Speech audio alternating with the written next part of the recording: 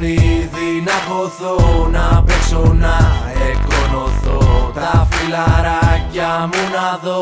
Δεν βλέπω την ώρα εγώ μες στο παιχνίδι να χωθώ, να παίξω, να εκκονωθώ, τα φιλαράκια μου να δω. Θέλω να παίξω έστω λίγο να χαζέψω, να ξεχαστώ και έτσι καινούριους φίλους να μαζέψω. Είτε κόρτ, Gran Turismo, είτε μπας, διασκεδάζοντας με teams φτάνω ως τα μπαράζ. Γιατί το νιώθω και το game το αγαπώ. Όταν παίζω τα προβλήματά μου ξεχνώ με την παρέα.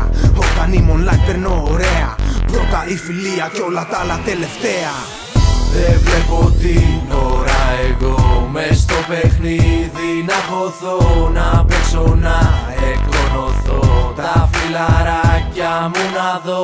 Δεν βλέπω την ώρα εγώ μες στο παιχνίδι να χωθώ, να παίξω, να εκκονωθώ, τα φιλαράκια μου να δω. Ήρθε η ώρα μες στο game να μπω, είτε αυτό είναι COD, είτε είναι και Pro. Είτε στο PS3 παίξω, είτε στο PC θα βρω τους φίλους μου να παίξουμε online μαζί.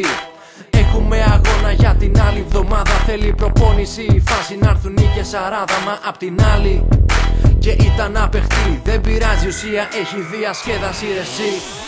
Δεν βλέπω την ώρα εγώ μες στο παιχνίδι να χωθώ, να παίξω, να εκκονωθώ, τα φιλαράκια μου να δω.